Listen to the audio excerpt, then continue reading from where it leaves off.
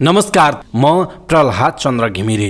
आज मिति विक्रम सम्वत 2079 साल असार 16 गते बिहिबार ईस्वी सम्वत सन् 2022 जुन 30 तारिक। दर्शक महानुभाव, सदाको झैं आज पनि हामी देश तथा विदेशका महत्त्वपूर्ण खबर, महत्त्वपूर्ण तपाईलाई काम लाग्ने हेर्नै पर्ने समाचारहरू, ब्रेकिङ न्यूज अपडेट अनि आज दिनभर कहाँ के हुँदैछ सम्पूर्ण जानकारी लिएर उपस्थित भइसकेका छौं। हामीलाई अन्तिमसम्म हेर्नुहोला। हाम्रो मेहनतका लागि यो भिडियोमा एउटा लाइक अवश्य गर्नुहोला। दर्शक महानुभाव, पलपलको न्यूज अपडेटका लागि हाम्रो च्यानललाई सब्स्क्राइब गर्नुहोस् अनि नजिकै आउने बेल आइकनमा क्लिक गर्नुहोला। देशभित्रबाट हेरिरहनु भएको छ भने आफू रहेको गाउँठाउँ सहर जिल्लाको नाम लेख्नुहोला। विदेशमा हुनुहुन्छ भने कुन देशबाट हेरिरहनु भएको छ त्यो कुरा तलको कमेन्ट बक्समा कमेन्ट गर्नुहोला। दैनिक रूपमा हेर्नुहुन्छ भने रेगुलर भनेर लेख्नुहोला। आज पहिलोचोटि हेर्दै हुनुहुन्छ भने फर्स्ट टाइम भनेर लेख्नुहोला। आउनुहोस् दर्शक महानुभाव, न्यूज बुलेटिन सुरु गरौं मुख्य खबरका शीर्षकहरूबाट। आगामी 3 दिन देशभर भारी वर्षा हुने भन्दै उच्च सावधानी अपनाउन जल तथा मौसम विज्ञान विभागका महानिर्देशक कमलराम जोशीको भनाई। पहिरोका कारण राष्ट्रिय राजमार्गका 4 ठाउँमा सडक बन्द, 12 जिल्लाका सडक पनि ठप्प। पानी पर्दा देशभरका सरकारी वेबसाइटहरू आधा घण्टा डाउन। विपद प्रतिकार्यका लागि पूर्व तयारी गरेर बस्न सरोकारवाला निकायहरूलाई गृहमन्त्री बालकृष्ण खाँडको निर्देशन। अनावश्यक ढङ्गले जमिन प्लटिङ गर्दा अन्नबाली उत्पादनमा कमी आउन थालेको नेकपा एमालेका अध्यक्ष केपी शर्मा ओलीको भनाई। पोखराको हेम्जामा 17औं असारे रोपाई महोत्सव सम्पन्न। स्थानीय तहहरूमा अनियमितता बढ्दै जानु चिन्ताको विषय रहेको राष्ट्रपति विद्यादेवी भण्डारीको भनाई। श्रेणीविहीन स्थायी कार्यालय सहयोगी पदका कर्मचारीको सेवा समूह र पद परिवर्तन गर्ने सरकारको निर्णय। महँगी नियन्त्रणका लागि सरकारले देशव्यापी बजार अनुगमन गर्ने उद्योग वाणिज्य तथा आपूर्ति मन्त्री दिलेन्द्र प्रसाद बडुको भनाई। बेरुजुका विषयमा सरकारले अपनाएका विधि र पद्धतिमा अध्ययन गर्न आवश्यक रहेको अर्थमन्त्री जनार्दन शर्माको भनाई। अब लेखा परीक्षण गर्दा जोखिममा आधारित कारोबारको मात्रै लेखा परीक्षण गर्नुपर्ने सार्वजनिक लेखा समितिका सभापति भरत कुमार शाहको धारणा। नागरिकता सम्बन्धी विधेयक पारित गर्नका लागि उच्च तहमा छलफल भइरहेको गृहमन्त्री बालकृष्ण खाँडको भनाई। आफूहरूले नेकपा एमालेमा माओवादीको बिउ रोपेर आएको माओवादी केन्द्रका अध्यक्ष पुष्पकमल दाहाल प्रचण्डको भनाई। आफू बाँचुन्जेल केरुङबाट काठमाडौँ रेल आउँछ जस्तो नलाग्ने नेपाली कांग्रेसका महामन्त्री विश्वप्रकाश शर्माको भनाई। अन्तर्राष्ट्रिय बजारमा मलको मूल्य वृद्धि भएका कारण ठेकेदारले मल ल्याउन नसकेको कृषि तथा पशुपक्षी विकास मन्त्री महेन्द्र राय यादवको स्पष्टोक्ति। गण्डकी प्रदेशका मुख्यमन्त्री कृष्णचन्द्र नेपाली पोखरेलको एमालेले माग्यो राजीनामा। लुम्बिनी प्रदेशकी स्वास्थ्य जनसङ्ख्या तथा परिवार कल्याण राज्य मन्त्री विमला ओलीले दिइन् राजीनामा। बलात्कारको आरोपमा बैतडीको मेलौली नगरपालिका 1 का वडा अध्यक्ष शरद सिंह नेगी पक्राउ। काठमाडौँ उपत्यकामा 14 जनामा हैजाको संक्रमण पुष्टि। चपली सब स्टेशनको ट्रान्सफर्मर जल्दा बिजुली आपूर्तिमा समस्या, कुलमान घिसिङ फिल्डमा खटिए। शिक्षण अस्पतालले स्वास्थ्य बीमा कार्यक्रमलाई निरन्तरता दिने। त्रिवी सेवा आयोगले 104 जना कर्मचारी मागेकोमा सबै फेल। शेयर बजार 41 अङ्कले बढ्यो, 1 अर्ब 43 करोड रुपैयाँको शेयर कारोबार। हिमालयन हाइड्रोको आइपिओ खुल्ला। तेस्रो नेपाल ई स्पोर्ट्स च्याम्पियनसिप अर्को साता हुने। जल तथा मौसम विज्ञान विभागका महानिर्देशक कमलराम जोशीले आगामी 3 दिन देशभर भारी वर्षा हुने भन्दै उच्च सावधानी अपनाउन आग्रह गर्नु भएको छ। गृह मन्त्रालयमा बसेको मनसुन पूर्व तयारी तथा प्रतिकार्य बैठकमा बोल्दै महानिर्देशक जोशीले आगामी 3 दिन देशभर भारी वर्षा हुने भएकाले उच्च सतर्कता अपनाउन आम नागरिकलाई आग्रह गर्नु भएको हो। उहाँले आगामी 3 दिन तराईका सबै जिल्लाहरूमा र गण्डकी प्रदेशमा समेत भारी वर्षा हुने र खोलामा जलस्तर बढेर बाढीको समस्या निम्तन सक्ने बताउनु भयो। उहाँले विभागले मौसम सम्बन्धी निकाल्ने नियमित बुलेटिन बाहेक विशेष बुलेटिन निकालेको अवस्थामा अझ सतर्क हुन पनि आग्रह गर्नुभएको छ। देशका विभिन्न ठाउँमा अहिले ठूलो पानी परिरहेको छ। गए रातिदेखि झरी सुरु भएकोमा सबैजसो ठाउँमा हल्का झरी परेको र केही ठाउँमा ठूलो पानी परेको जल तथा मौसम पूर्वानुमान महाशाखाले जनाएको छ। विशेष गरी लुम्बिनी, मधेस, गण्डकी र सुदूरपश्चिम प्रदेशका तराई क्षेत्रमा अति ठूलो पानी परेको मौसमविद वरुण पौडेलले बताउनुभयो। पूर्वी तराईका धेरैजसो ठाउँ डुबानमा परेका छन्। यसैबीच निरन्तरको वर्षाका कारण राष्ट्रिय राजमार्ग अन्तर्गतका विभिन्न 4 ठाउँमा सडक बन्द भएका छन्। कोशी राजमार्ग अन्तर्गत विराट विराटनगरबाट धनकुटा हुँदै किमानथाङका जाने सडक अन्तर्गत शङ्खुवा सभाको सम्मटार र बरौण खोलामा सडक बन्द भएको छ। त्यस्तै डुम्रे बेसी शहर चामे सडक अन्तर्गत लमजुङको उदिपुर र मनाङको मार्दीभिरमा पहिरोले सडक बन्द भएको छ। पहिरोले राष्ट्रिय राजमार्ग अन्तर्गतका सडकको 45 ठाउँमा अवरोध भएकोमा 4 ठाउँको सडक एकतर्फी खुलाएको र 37 ठाउँको सडक पूर्ण रूपमा खुलाएको सडक विभागले जनाएको छ। मुख्य राजमार्ग बाहेक पनि विभिन्न 12 वटा जिल्लामा सडक बन्द भएको प्रहरी प्रधान कार्यालयले जनाएको छ। सिन्धुली, दार्चुला, मोरङ, बागलुङ, प्युठान, धादिङ, दाङ, तनहुँ, नवलपरासी पूर्व, धनकुटा, उदयपुर र सोलुखुम्बुका विभिन्न ठाउँमा पहिरो जाँदा सडक बन्द भएको छ।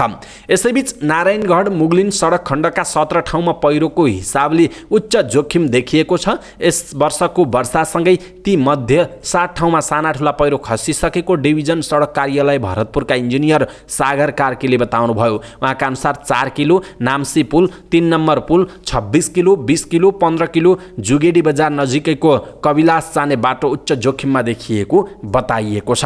दर्शक महानुभाव, देशभरि ठुलो पानी परिरहेको छ। विभिन्न ठाउँमा पहिरो अनि विभिन्न ठाउँमा बाढी र डुबान भइरहेका छन्।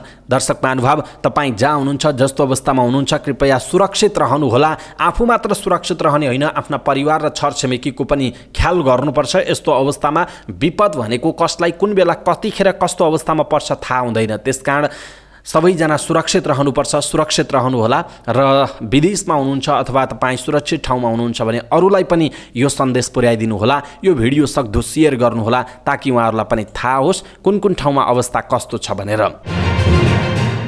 2 दिनदेखि निरन्तरको वर्षाका कारण देशभरका सरकारी वेबसाइटहरू आधा घण्टा बन्द भए। काठमाडौँमा पानी पर्दा बिजुली आउने र जाने भएका कारण आधा घण्टा देशभरका सरकारी वेबसाइटहरू डाउन हुन पुगेको राष्ट्रिय सूचना प्रविधि केन्द्रका सहायक निर्देशक रमेश प्रसाद पोखरेलले बताउनुभयो। निरन्तरको वर्षाले पावर सप्लाई अफ भयो, जसका कारण देशभरको वेबसाइट आधा घण्टाका लागि डाउन हुन पुग्यो। निर्देशक पोखरेलले सरकारी वेबसाइटको ब्याकअप सिस्टम हेटौडामा राखिएकाले तत्कालै रिकभर गर्न नसकेपछि आधा घण्टा पछि पुनः देशभर सरकारी वेबसाइटहरू सुचारू भएको बताइएको छ। राष्ट्रिय सूचना प्रविधि केन्द्रमा देशभरका करिब 3057 वटा सरकारी कार्यालयका वेबसाइट डिएनएसमा दर्ता भएका छन् भने 1345 बढी वेबसाइटहरू सी प्यानलमा होस्ट गरिएको छ। यस्तै 516 वटा वेबसाइटहरू भर्चुअलाइजेसन र क्लाउड उपयोगकर्ताहरू रहेको राष्ट्रिय सूचना प्रविधि केन्द्रले जनाएको छ। गृहमन्त्री बालकृष्ण खाँडले विपद प्रतिकार्यका लागि पूर्व तयारी गरेर बस्न सरकारवाला निकायलाई निर्देशन दिनुभएको छ। गृह मन्त्रालयमा बसेको मनसुन पूर्व तयारी तथा प्रतिकार्य बैठकलाई सम्बोधन गर्दै मन्त्री खाँडले विपदको पूर्व तयारी गरेर सामना गर्नका लागि एकीकृत प्रयास गर्नु सरकारको दायित्व भएको बताउनु भएको हो। उहाँले प्राकृतिक विपदका कारण सडकहरूमा क्षति हुँदा जनधनको क्षति हुने, आवत जावतमा अवरोध हुने र आर्थिक क्रियाकलापमा समेत गम्भीर क्षति पुग्ने भएकाले विपद प्रतिकार्य का लागि पूर्व तयारीमा रहन सम्बन्धित निकायलाई निर्देशन दिनुभयो। उहाँले प्रतिकार्यका लागि उपलब्ध सामग्रीहरूलाई तयारी अवस्थामा राख्न र विपद परिहालेमा तत्काल त्यहाँ पुगेर आवश्यक भूमिका निर्वाह गर्न पनि निर्देशन दिनुभएको छ।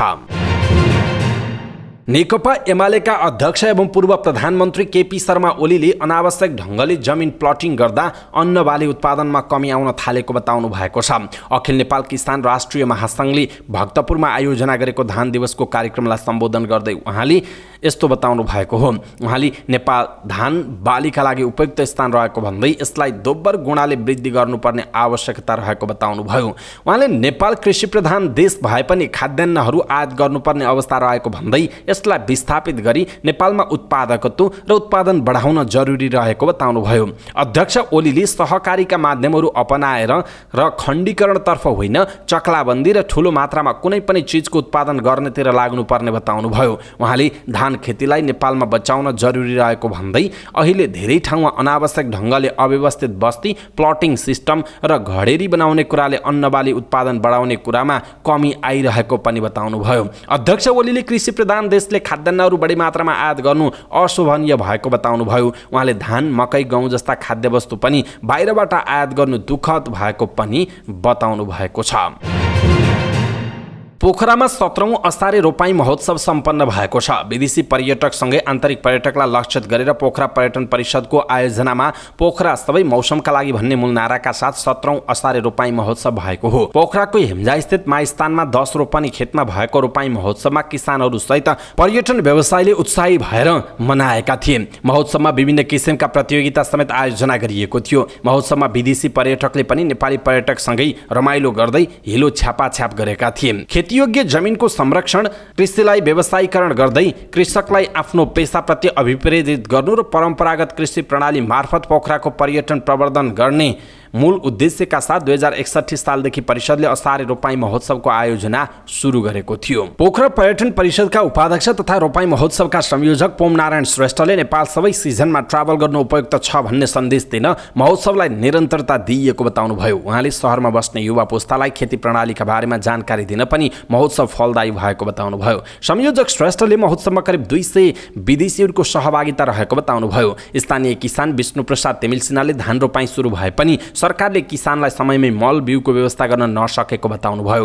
उहाँले सरकारले समयमा नै किसानलाई मल र बिउ दिन नसक्दा किसानमा निराशा छाएको बताउनुभयो। महोत्सवमा साउने प्रतियोगिता, आमा समूहबीच असारे गीत तथा रोपाई प्रतियोगिता, हिलोमा माछा समात्ने सहित दौड प्रतियोगिताहरू भएका थिए। पछिल्लो समय बढ्दो प्लटिङसँगै कङ्क्रिट सहरका कारण महोत्सव स्थल समेत पाउन मुस्किल हुन थालेको छ। अधिकांश मानिस हिलोमा छिरेर टिकटक बनाउनेदेखि सेल्फी खिच्न व्यस्त देखिन्थे। महोत्सव स्थलमा रमाइलो भइरहँदा नजिकै खेतहरूमा किसानले निरन्तर काम पनि गरिरहेका थिए।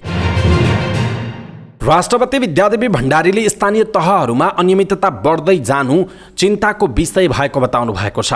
महालेखा परीक्षकको कार्यालयको 64औं वार्षिक उत्सव कार्यक्रममा बोल्दै राष्ट्रपति भण्डारीले स्थानीय तहहरूमा अनियमितता बढ्दै जानु चिन्ताको विषय बनेको बताउनुभयो। उहाँले स्थानीय तहका नेतृत्वले विगतका कमी कमजोरीहरू नदोरिने गरी आर्थिक अनुशासनको पालना गर्नुपर्ने बताउनुभयो। उहाँले आर्थिक शुद्धता नै सुशासनको महत्त्वपूर्ण आधार भएको उल्लेख गर्नुभयो। राष्ट्रपति भण्डारीले परीक्षकको कार्यालयले सार्वजनिक निकायहरूबाट नियमित सार्वजनिक सेवा प्रवाह, विकास निर्माण, राजस्व सङ्कलन, स्रोत तथा साधनको बाँडफाँड लगायतका सुधारका क्षेत्रहरू पहिचान गरी सरकारलाई महत्त्वपूर्ण सुझाव दिनुपर्ने बताउनु भएको छ।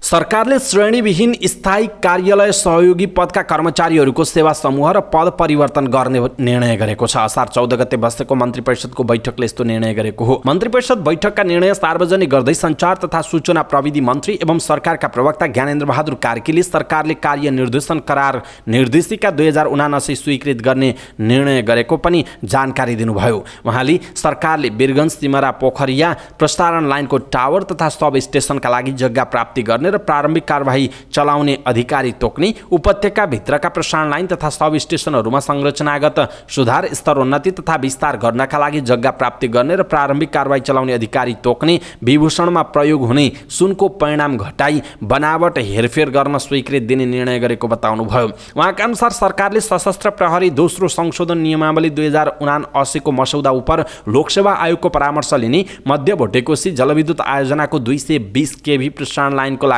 वन क्षेत्र प्रयोग गर्न दिने, कार्बन उत्सर्जन न्यूनीकरण खरिद सम्झौता गर्न वार्ता टोली गठन गर्ने र भेडेटार स्काई वार्प निर्माणका लागि राष्ट्रिय वन क्षेत्र प्रयोग गर्न दिने निर्णय पनि गरेको बताइएको छ। प्रवक्ता कार्कीले बृहत्तर जनकपुर क्षेत्र विकास परिषदको अध्यक्षमा शीतल साहु पूर्वेलाई नियुक्त गर्ने, निजामती सेवा पुरस्कार सिफारिस समितिको सदस्य तोक्ने पनि निर्णय गरेको बताउनुभयो। उद्योग वाणिज्य तथा आपूर्ति मन्त्री दिलेन्द्र प्रसाद बडुले महँगी नियन्त्रणका लागि सरकारले देशव्यापी बजार अनुगमन गर्ने बताउनु भएको छ। वाणिज्य मन्त्रालयमा पत्रकार सम्मेलन गर्दै मन्त्री बडुले महँगी नियन्त्रणका लागि देशव्यापी बजार अनुगमन गर्न लागेको बताउनु भएको हो। उहाँले सरकारले सङ्घ, प्रदेश, जिल्ला प्रशासन र स्थानीय तहका सबै संयन्त्र परिचालन गरेर बजार अनुगमन प्रभावकारी बनाउने बताउनुभयो। मन्त्री बडुले इन्धनको 81 मूल्य बढेपछि खाद्यान्न, औषधि र सेवाको मूल्यमा गरिएको मूल्य वृद्धि घटाउन र उपभोक्तालाई राहत दिन देशभर एकैसाथ एउटै समयमा अनुगमन गर्ने तयारी गरेको बताउनुभयो। उहाँले देशव्यापी बजार अनुगमन गर्न र मूल्य नियन्त्रण गर्न अनुगमन तथा निरीक्षण अधिकृत तोक्न जिल्ला प्रशासन र स्थानीय तहलाई पत्राचार गरिसकिएको पनि बताउनुभयो। इन्धनको मूल्य उच्च रूपमा बढ्दै गएसँगै आकाशिएको बजार मूल्य नियन्त्रण गर्न सरकार प्रतिबद्ध रहेको उहाँको भनाइरहेको छ। अर्थमन्त्री जनार्दन शर्माले बेरुजुका विषयमा सरकारले अपनाएका विधि र पद्धतिमा अध्ययन गर्न आवश्यक रहेको बताउनु भएको छ। महालेखा परीक्षकको कार्यालयको 74औं वार्षिक उत्सव कार्यक्रममा बोल्दै अर्थमन्त्री शर्माले सरकारको अहिलेसम्म लेखा परीक्षण गर्ने विधि र पद्धतिहरूमा कहाँ त्रुटि भएको हो त्यसको अध्ययन अनुसन्धान गर्न आवश्यक रहेको बताउनु भएको छ। उहाँले लेखा परीक्षण गर्ने सरकारको विधि पद्धतिमा त्रुटि भएर बेरुजुमा एकपछि अर्को जटिलता बढ्दै गएको बताउनुभयो। अर्थमन्त्री शर्माले लेखा परीक्षक मार्फत सार्वजनिक इकाइहरूमा जवाबदेहिता र पारदर्शिता अभिवृद्धि गर्दै सुशासन प्रवर्धन गर्न महालेखा परीक्षकको महत्त्वपूर्ण भूमिका रहेको पनि बताउनुभयो। उहाँले सार्वजनिक खर्च तथा स्रोतको दुरुपयोग, राजस्वमा भएको चुहावट, हिनामिना, औपचारिक क्षेत्रबाट अर्थतन्त्रमा परेको नकारात्मक प्रभाव र सार्वजनिक तथा सङ्गठित संस्था सञ्चालनका विषयहरूमा महालेखा परीक्षकले थप ध्यान दिनुपर्ने बताउनुभयो। सार्वजनिक लेखा समितिका सभापति भरत कुमार शाहले अब लेखा परीक्षण गर्दा जोखिममा आधारित कारोबारको मात्र लेखा परीक्षण गर्नुपर्ने बताउनुभयो। महालेखा परीक्षकको कार्यालयको वार्षिक उत्सव कार्यक्रममा बोल्दै सभापति शाहले अन्तर्राष्ट्रिय अभ्यास जोखिममा आधारित लेखा परीक्षण हुने भएकाले नेपालमा पनि जोखिममा आधारित कारोबारको मात्रै लेखा परीक्षण गर्नुपर्ने बताउनुभयो। उहाँले महालेखा परीक्षकको ठूलो जिम्मेवारी भएकाले ऐन कानुन परिवर्तन गर्नुपर्ने आवश्यकता रहेको बताउनुभयो। सभापति शाहले लेखा परीक्षक कार्यालयले 6000 देखि 10,000 युनिटको लेखा परीक्षण गर्ने गरेको भन्दै अब जोखिममा आधारित लेखा परीक्षण गर्नुपर्ने बताउनुभयो। उहाँले अमेरिकामा 500 तथा भारतमा 700 युनिटको मात्र लेखा परीक्षण गर्ने गरेको बताउनुभयो। सभापति शाहले अब लेखा परीक्षक कार्यालयले जहाँ अरबौंका ठेक्का र खरबौं कारोबार भएर बढी जोखिम भएका तथा बढी भ्रष्टाचार हुने युनिटहरूमा मात्र लेखा परीक्षण गर्नुपर्ने बताउनुभयो। उहाँले अब लेखा परीक्षणमा 20 वर्षदेखिको कम्प्युटर, ल्यापटप दिनुपर्ने देखाएर बेरुजु देखाउन जरुरी नभएको पनि बताउनुभयो। गृहमन्त्री बालकृष्ण खाँडले नागरिकता सम्बन्धी विधेयक पारित गर्नका लागि उच्च तहमा छलफल भइरहेको बताउनु भएको छ। प्रतिनिधि सभा अन्तर्गतको राज्य व्यवस्था तथा सुशासन समितिको बैठकमा बोल्दै गृहमन्त्री खाँडले नागरिकता सम्बन्धी विधेयक पारित गर्नका लागि सांसदहरूको तहमा र उच्च राजनैतिक तहमा छलफल भइरहेको बताउनु भएको हो। उहाँले सो विधेयकको सम्बन्धमा निष्कर्ष निकाल्नुपर्ने अवस्था रहेको बताउनुभयो। उहाँले आगामी दिनमा एकीकृत सामाजिक सुरक्षा ऐन बनाउने सम्बन्धमा सरकारले गृह कार्य गर्ने उल्लेख पनि गर्नुभएको छ। गृहमन्त्री खाँडले सामाजिक सुरक्षा ऐन 2075 लाई संशोधन गर्न बनेको विधेयकलाई पनि छिट्टै पारित गर्नुपर्ने बताउनुभयो। नेकपा माओवादी केन्द्रका अध्यक्ष एवं पूर्व प्रधानमन्त्री पुष्पकमल दाहाल प्रचण्डले नेकपा एमालेमा माओवादीको बिउ रोपेर आएको बताउनु भएको छ।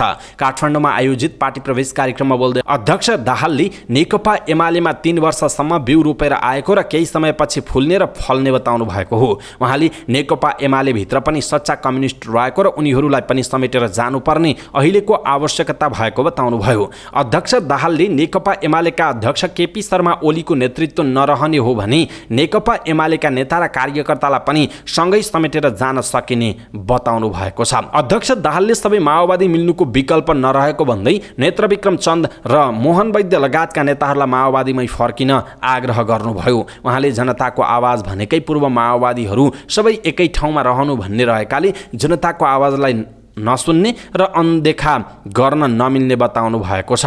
उहाँले सबैले आत्मसमीक्षा गरेर सबै माओवादी एकजुट भई जनतामा जानुपर्ने बताउनु भएको छ। अध्यक्ष दाहालले आफ्नो उदारतावादीले कहिलेकाहीँ धोका खाएको पनि बताउनु भएको छ। नेपाली कांग्रेसका महामन्त्री विश्वप्रकाश शर्माले नेपालले केरुङ काठमाडौँ रेलमार्ग निर्माण गर्न नसक्ने दावी गर्नुभएको छ। काठमाडौँमा आयोजित एक कार्यक्रममा बोल्दै महामन्त्री शर्माले नेपालले केरुङ काठमाडौँ रेलमार्ग निर्माण गर्न नसक्ने दावी गर्नुभएको हो। उहाँले नुवाकोट र रसुवाका नागरिकलाई सरकारले यो बनाउन सक्दैन भन्ने कुराको यथार्थता भन्नुपर्ने बताउनुभयो। महामन्त्री शर्माले नेपालले छिमेकी देश चीन र भारतलाई नेपालले केरुङ काठमाडौँ रेलमार्ग निर्माण गर्न नसक्ने तर लिजमा बाटो दिने र उपहार प्रोजेक्ट लिन चाहने प्रस्ताव राख्नुपर्ने बताउनुभयो। नेपाल गरिब राष्ट्र भएकाले दुवै देशको व्यापारका लागि बाटो भाडामा उपलब्ध गराउने कुरा चीन र भारतलाई भन्नुपर्ने उहाँको भनाइ छ। उहाँले नेपालले आफ्नो ढुकुटीको पैसा लगानी गरेर सहुलियत ऋणमा मेची महाकाली रेल बनाउन सक्नेतर्फ ध्यान दिनुपर्ने बताउनु भएको छ। उहाँले चुनावका लागि गरिने प्रतिबद्धतामा ध्यान दिनुपर्ने भन्दै चुनाव लागेकै कारण विमानस्थल बनाउँछु भनेर गलत सूचना दिन र गर्न नसकिने प्रतिबद्धता गर्नु नहुने बताउनु भएको छ। उहाँले भन्नुभयो बताउनुभयो विश्वप्रकाश शर्मा बाँचुन्जेल केरुङबाट काठमाडौँ रेल आउँछ जस्तो लाग्दैन। हामीले नुवाकोट र रसुवाका नागरिकलाई सरकारले यो बनाउन सक्दैन भन्नुपर्छ, आउनुपर्छ त्यो, तर नेपालले प्रश्न भन्नुपर्छ हामी सक्दैनौँ, तिमीहरू व्यापार गर, लिज बाटो दिन्छौँ, उहाँको भनाइरहेको छ। कृषि तथा पशुपक्षी विकास मन्त्री महेन्द्र राय यादवले अन्तर्राष्ट्रिय बजारमा मलको मूल्यवृद्धि भएका कारण ठेकेदारले मल ल्याउन नसकेको बताउनु भएको छ। राष्ट्रिय बाली विज्ञान अनुसन्धान केन्द्र खुमलटार फार्म परिसरमा आयोजित 19औं राष्ट्रिय धान दिवस तथा रोपाई महोत्सव कार्यक्रममा बोल्दै मन्त्री यादवले मलको ठेक्का लिएका ठेकेदारले मल ल्याउन नसकेका कारण ठेक्का रद्द गर्नुपर्ने अवस्था आएको बताउनुभयो। उहाँले अन्तर्राष्ट्रिय बजारमा मलको मूल्यवृद्धि भएका कारण सरकारले ठेक्का लगाउँदा पनि ठेकेदारहरू नआउने समस्या भएको बताउनुभयो। उहाँले ठेकेदारले समयमा कहिल्यै मल ल्याउन नसकेको भन्दै निजी क्षेत्रलाई मल ल्याउन दिने कि नदिने भन्नेमा छलफल भइरहेको बताउनुभयो। मन्त्री यादवले पुरानो ऐन कानुनले चाँडै मल उपलब्ध हुने स्थिति नरहेको पनि बताउनुभयो। उहाँले मलको मूल्य पनि स्वचालित मूल्यमा निर्धारण हुनुपर्ने बताउनु भएको छ।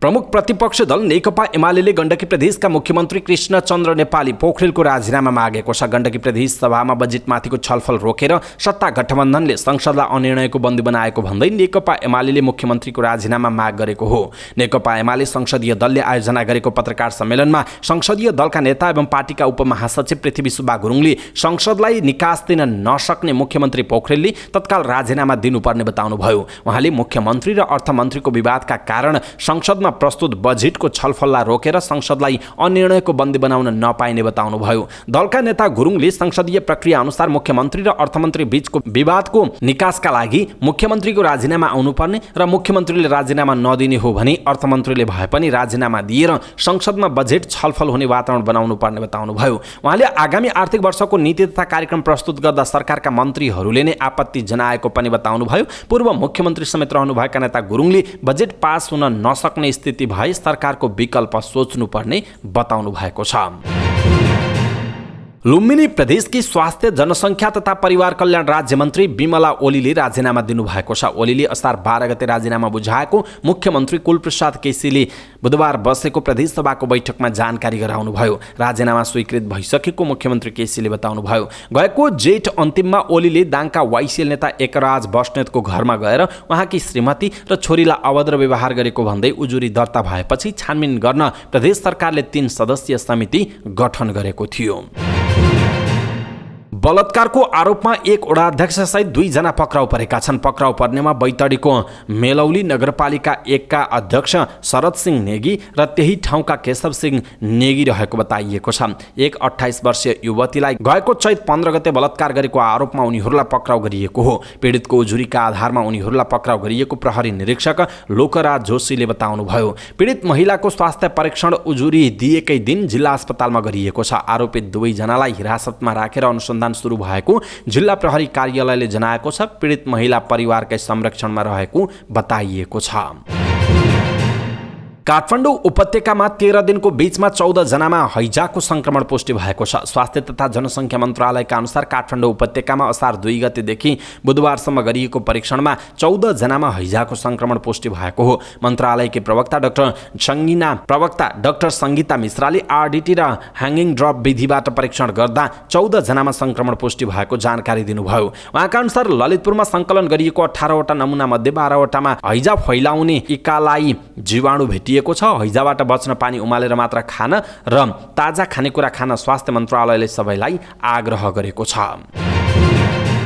काठमाडौँको बुढा नीलकण्ठ नगरपालिकामा रहेको चपली सबस्टेसनको एउटा पावर ट्रान्सफर्मर जल्दा बुधबार बिहानदेखि काठमाडौँ आसपासमा बिजुली प्रवाह बन्द भयो। सबस्टेसनमा रहेका 10-10 MVA क्षमताका 3 वटा ट्रान्सफर्मर मध्ये एउटा बिहान 5 बजे जल्दा टोखा, मण्डीखाटार, बाँसबारी, धापासी हाइट, बुढा नीलकण्ठ, तारेभिर, झोर लगायतका क्षेत्रमा बिजुली आपूर्तिमा समस्या भएको हो। चपली सबस्टेसन सञ्चालनमा नआउन्जेल बालाजु र चाबहिल लाइनको बिजुली ल्याएर 80% क्षेत्रमा वितरण गरिएको र 20% ठाउँमा बिहानैदेखि बिजुली नभएको महाराजगञ्ज वितरण केन्द्रका प्रमुख प्रज्वलमान श्रेष्ठले जानकारी दिनुभएको छ। जलेको ट्रान्सफर्मरको ठाउँमा अर्को राख्न लागि र रातिसम्म काम सकिने उहाँले बताउनुभयो। यसैबीच नेपाल विद्युत प्राधिकरणका कार्यकारी निर्देशक कुलमान घिसिङ पनि फिल्डमै पुग्नु भएको बताइएको छ। त्रिभुवन विश्वविद्यालय शिक्षण अस्पताल महाराजगञ्जले स्वास्थ्य बीमा कार्यक्रमलाई निरन्तरता दिने भएको छ। अस्पतालका सूचना अधिकारी रामविक्रम अधिकारीले स्वास्थ्य बीमा बोर्डले बिमितको रकम उपलब्ध गराउने प्रतिबद्धता जनाएपछि स्वास्थ्य बीमा कार्यक्रमलाई निरन्तरता प्रदान गर्ने जानकारी दिनुभयो। उहाँका अनुसार अस्पतालबाट प्रविष्ट भएका दाबीको मूल्याङ्कन गरी शोध भर्ना अविलम्ब बोर्डले पठाउने भएपछि स्वास्थ्य बीमा सेवाले निरन्तरता पाउने भएको छ। यसअघि अस्पतालले स्वास्थ्य बीमा बोर्डले बिमितको उपचार बापतको रकम उपलब्ध नगराएपछि असार 15 गतेदेखि बीमा कार्यक्रम स्थगित गर्ने जानकारी गराएको हो। त्रिभुवन विश्वविद्यालय सेवा आयोगले विभिन्न पदमा 104 जना कर्मचारी माग गरेकोमा परीक्षा दिएका सबै अनुत्तीर्ण भएका छन्। त्रिवेणी उपप्रशासक, शाखा अधिकृत, मुख्य कार्यालय सहायक, आर्थिक उपनियन्त्रक र लेखा अधिकृत पदका लागि कर्मचारी माग गरेर गएको कार्तिकमा परीक्षा लिएकोमा कुनै पनि परीक्षार्थी लिखित परीक्षामा उत्तीर्ण हुन सकेनन्। 104 जनाको माग भएकोमा सबै गरेर 1462 जनाले परीक्षा दिएका थिए, जसमध्ये 138 जनाको परीक्षा रद्द भएको थियो। उपप्रशासक पदमा 4 जनाको माग गरिएकोमा 12 जना, शाखा अधिकृतमा 40 जना माग गरिएकोमा 542 जना, मुख्य कार्यालय सहायकमा 43 जनाका लागि 777, आर्थिक उपनियन्त्रकमा 2 जनाका लागि 3 जना र लेखा अधिकृतमा 15 जनाका लागि 129 जनाले परीक्षा दिएका थिए। त्रिवेणीका अनुसार लेखा सहायक, मुख्य लेखा सहायक र कार्यालय सहायकमा भने परीक्षार्थी उत्तीर्ण भएको बताइएको छ। लगातार 2 दिनसम्म दोहोरो अङ्कले घटेको शेयर बजार बुधबार भने बढेको छ। शेयर बजार परिसूचक नेप्से बुधबार 41.39 अङ्कले बढेर 1962.71 बिन्दुमा पुगेको छ। सबै समूहको शेयर बढेकोमा व्यापार, जलविद्युत विकास बैंक, उत्पादन, बीमा र लघुवित्त उपसमूहको शेयर उच्च अङ्कले उकालो लागेको छ। नेप्सेसँगै कारोबार रकम पनि बढेको छ। 228 वटा कम्पनीको 43,86,000 किता शेयर 1 अर्ब 43 करोड 14 लाख रुपियाँमा कारोबार भएको छ। सबैभन्दा धेरै गाँधी ग्रुप पावर कम्पनी र एसियन लाइफ इन्सुरेन्स कम्पनीको 5 करोड रुपियाँ भन्दा धेरैको शेयर किनबेच भएको छ। बुधबार आँधीखोला र सिवाइसी नेपाल लघुवित्तको शेयर 10% तथा वरुण हाइड्रोको शेयर 9.5% बढेको छ। समग्र बजार बढे पनि मैलुङखोला जलविद्युत कम्पनीको शेयर झण्डै 2% घटेको जनाइएको छ। हिमालयन हाइड्रो पावर लिमिटेडले सर्वसाधारणका लागि साधारण शेयर निष्कासन तथा बिक्री खुल्ला गरेको छ। कम्पनीले बुधबारदेखि प्राथमिक सार्वजनिक निष्कासनको बिक्री खुल्ला गरेको हो। कम्पनीले प्रति शेयर 100 मूल्यका दरले 9 लाख किता आयोजना प्रभावित क्षेत्रका बासिन्दाका लागि निष्कासन गरेकोमा 2,81,750 किता मात्र बाँडफाँड भएको र बाँकी 6,18,250 किता सहित कुल 19,68,250 किता साधारण शेयर सर्वसाधारणका लागि निष्कासन गर्न लागेको सार्वजनिक आह्वान पत्रमा उल्लेख छ। कम्पनीले निष्कासन गर्ने कुल शेयर मध्ये 39,365 किता कम्पनीका कर्मचारी र 98,413 किता सामूहिक लगानी कोषलाई बाँडफाँड गरेको छ। त्यसपश्चात बाँकी रहेको 18,30,472 किता शेयरमा सर्वसाधारणले असार 19 गतेसम्म आवेदन दिन पाउने तथा निष्कासन बमोजिम माग नआए ढिलोमा असार 29 गतेसम्म कम्पनीको आइपिओ बिक्री खुल्ला रहने कम्पनीले जनाएको छ। नेपाल स्पोर्ट्स सङ्घको आयोजनामा तेस्रो नेपाल स्पोर्ट्स च्याम्पियनसिप 2022 असारको 23 गतेदेखि 25 गतेसम्म आयोजना हुने भएको छ। पहिलो र दोस्रो संस्करण सफलतापूर्वक सम्पन्न गरिसकेको सङ्घले तेस्रो संस्करण आयोजना गर्न लागेको पत्रकार सम्मेलनको आयोजना गर्दै जानकारी गराएको हो। छोटो समयमा नै विश्वका युवाहरूमाझ लोकप्रिय खेल स्पोर्ट्स नेपालमा पनि पछिल्लो समय युवाहरूमाझ निकै नै रुचाइएको खेल पर्दछ। थापाथली स्थित एपिए को स्टुडियोमा आयोजना हुने च्याम्पियनसिपमा डोटा 2, CS:GO, MLBB 9, टेकेन 7 र पबजी गरी 5 विधामा प्रतिस्पर्धा हुने आयोजकले जनाएका छन्। आयोजक सङ्घका अध्यक्ष सुरज डङ्गोलले च्याम्पियनसिपका प्रतियोगिताहरू सञ्चालन भइसकेको र असार 23 गतेदेखि फाइन खेलहरू आयोजना हुने समेत जानकारी दिएका छन्। अवस्था दर्शक महानुभाव, आजका महत्त्वपूर्ण समाचार, ब्रेकिङ न्युज अपडेटहरू यति नै। हामीले प्रस्तुत गरेका समाचारहरूप्रति तपाईँको धारणा के छ? आफ्नो धारणा तलको कमेन्ट बक्समा कमेन्ट गर्नुहोला। हाम्रो मेहनतका लागि यो भिडियोमा एउटा सानो लाइक अवश्य गर्नुहोला। दर्शक महानुभाव, पलपलको न्युज अपडेटका लागि हाम्रो च्यानललाई सब्स्क्राइब गर्नुहोस् अनि नजिकै आउने बेल आइकनलाई क्लिक गर्नुहोला। पलपलको न्युज अपडेटका साथ फेरि हाम्रो भेट हुनेछ। नमस्कार।